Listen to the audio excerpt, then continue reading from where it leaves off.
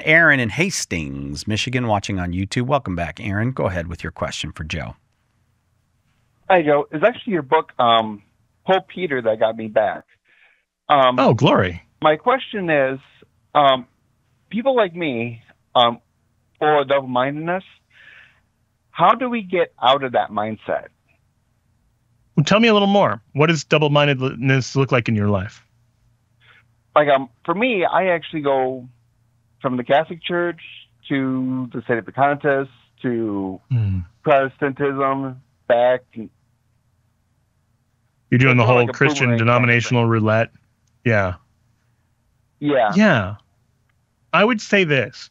You're called to be a sheep in the flock of God. And the temptation we have in the modern age, especially in the West, is to try to self-shepherd. And it's easier to do that now than ever before.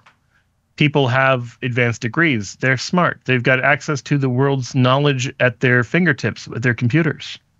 And they want to solve every problem on their own.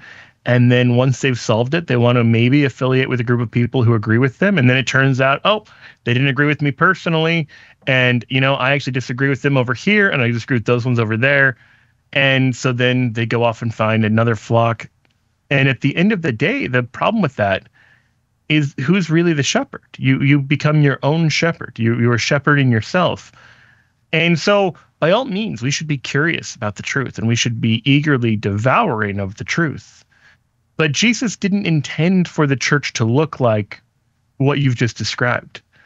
And the problem that both Protestants and Sedevacantists fall into is that it quickly turns into that. And Sedevacantism, I've seen it play out in that exact same denominational sort of way that Protestantism does, where you might start off at a group that recognizes but resists the Pope, and then you say, no, he's actually not the Pope. And then it starts to be like, well, do we recognize any of the sacraments, or do we think that there's been a conclave and somebody else is the Pope? And it just shatters into all of these little bits. And Jesus instead says, as he says in John 10, that he comes so there will be one flock with one shepherd. And at the outset, it looks like the shepherd is him, right? He's the good shepherd who lays down his life for the sheep. But in John 10, 1-10, he actually describes himself as the sheep gate and says that the true shepherd will arrive by the gate and that he is the gate. So what he says there is that he will call someone and entrust the entire flock to them. That's what it means for the shepherd to enter by Christ the gate, the true shepherd. And we see him do that later in the Gospel of John.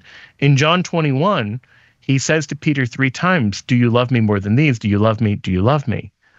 And after Peter affirms that 3 times, each time Jesus says, feed my sheep, attend my lambs, feed my lambs.